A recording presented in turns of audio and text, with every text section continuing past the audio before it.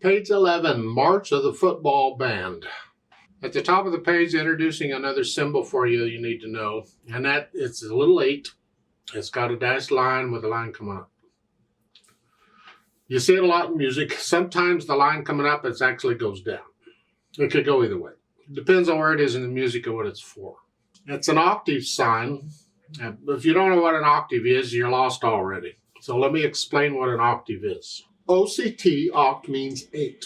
So an octave means there's 8 notes between 2 notes. You're dealing with 2 notes and there's 8 notes between them.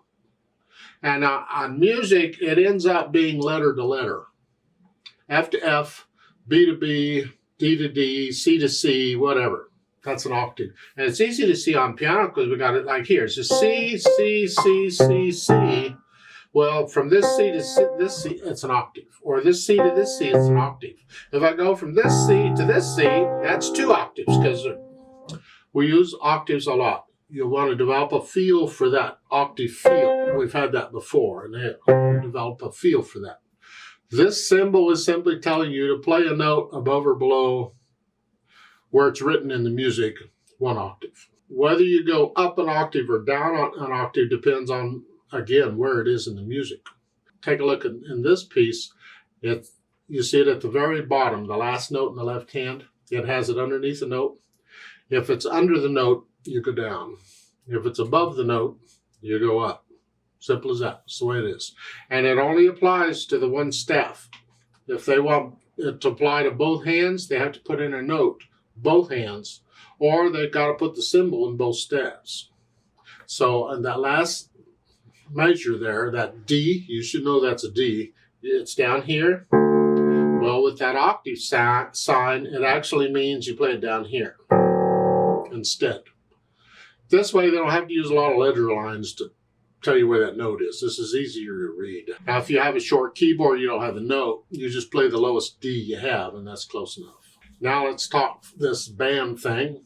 It's 1 page long, treble and bass clef, 2 sharps in the key signature. We're in the key of D major. You need to go do my scale video on D major, 1 octave up and down. I'm assuming you're still working on that. If you've been doing the D major scale, then go ahead and go 2, but don't go 2 if you can't do it. And it's the trill exercise and the accents and all that's really going to help you the most there. Then it's a 4/4 time, and we got notes all over the place. It's got pedal. We'll talk about that later. We'll always learn a piece without pedal first. I'm going to start with the right hand, and you have, let's figure the chord out. It's a D, an F sharp, because F sharp's in the key signature, and an A. So it's a D chord. So 1 and 2 and 3 and 1 and 2 and 3 and. Not bad. Second line, well, that chord, it's a C sharp, an E, and a G. And if you can't use this fingering because your hand is up here, then you got to come out here and use that fingering. I'll leave that between you and your hand. Here and you go on, use 3rd finger because that's it. It's the same rhythm, but in the 3rd measure. If you're using the fingering in the book, you're fine. But if you're using this fingering, we got a problem because the A. So what I'm going to do on the 3rd measure, 2nd line, it's here, and then I'm going to change to here. They're repeated notes. I can change. And the 3rd line, same as the 1st, except for the last measure, you got to come up here. Because in the 4th line, these chords, and on the 4th line, 2nd measure, I'm going to play the 1st chord this way because I just came off of this chord. And then in the 2nd chord, I'm going to come down. Again, I changed hand positions on repeated note.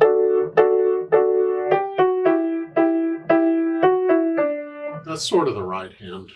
Left hand, you're down here on the D's. Not a lot going on. Doing the rest, you come up here. 1, 2. Now this could be a problem here in the last measure. The A, C sharp. It's C sharp in the key signature. If you can't get up in here, then you're going to have to finger the measure before. Instead of 3, you got to use 4, so you can use 2 and 3 if you got really big hands. Otherwise, the fingering in the book is fine. And then at the A, just lift up and come down. Don't hit it up in here, come out here. And then going on is their A's. And then here. Then try putting the hands together. Just again, we're just trying to figure out who's doing what when. And it's you're here. Make sure these eighth notes are by themselves. The left hand has a rest.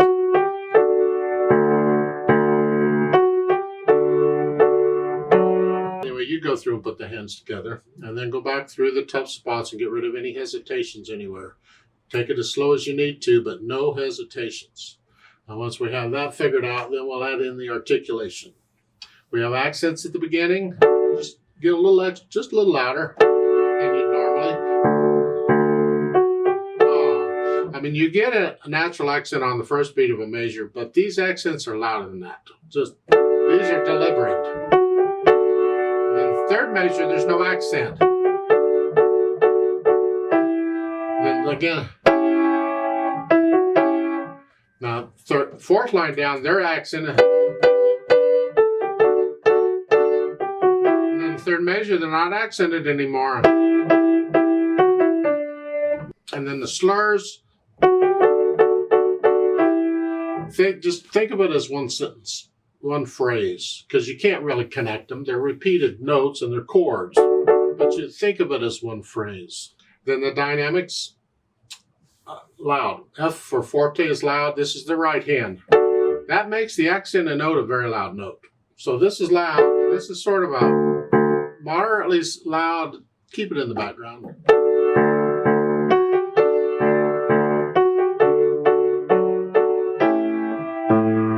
The whole thing is loud. Well, it's a marching band, so okay. Speed, oh, they didn't give you speed. They gave you that marcato thing. Remember, marcato means marked. Boom, boom, market. A marcato is like a strong accent, but it's loud. So I wouldn't worry about marcato. It's kind of built in for you. What we're interested in is how fast to go, and I'm going to use the word march. It's march of the football game. And so we're going to take it at the speed of a march, which is about 120 on the metro. It's left, right, left, right, right. Just feel it. Just imagine a march going on. That's it.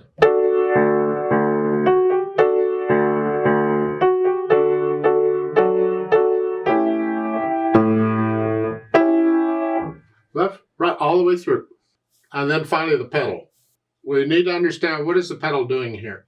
Well, it's adding the overtones. It always adds the overtones. And it's connecting some of these notes. But we're not using pedal everywhere, so there's contrast. Contrast is good in music. I wish the modern music could use a little more contrast because everything just sounds the same. So part of this is going to be lots of overtones are connected, and part of this is going to be a little choppy.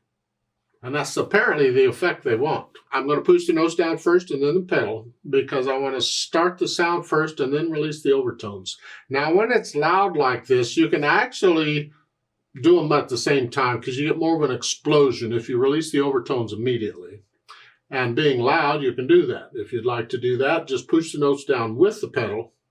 And that's only because it's loud anyway. So I can push the notes down with the pedal. Lift it up when I play the first eighth note. I don't want to pedal those. We don't want to smear them. I don't want all that. So it's here.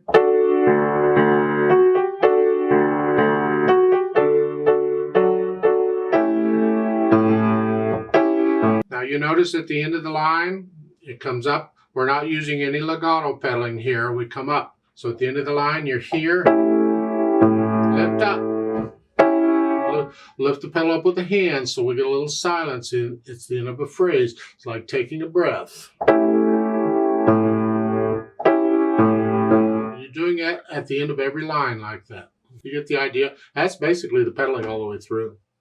Now at the end, the last measure here, lift the pedal up with the hands at the same time at the end of 4 counts. Yeah.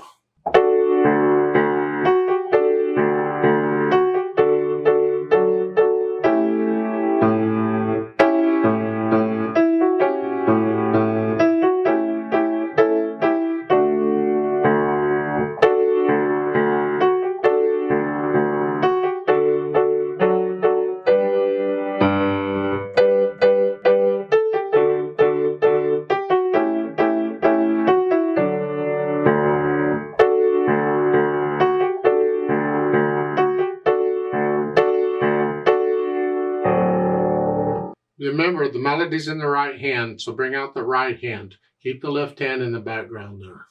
Now, there's other ways of interpreting this, and you can get into, remember the natural accents, the 1, 2, 3, 4, left, right, left, right. Feel that as you're playing through this. But experiment, see what you come up with. Let's play it very slowly and check all the notes and rhythms and everything. I'm not going to do any dynamics. I'm play everything about the same. I'm not going to play it loud, but I'll pedal it as though I'm playing it loud, so I'll push the pedal down with the notes this time. I'll give us 4 counts. 1, 2, ready, go.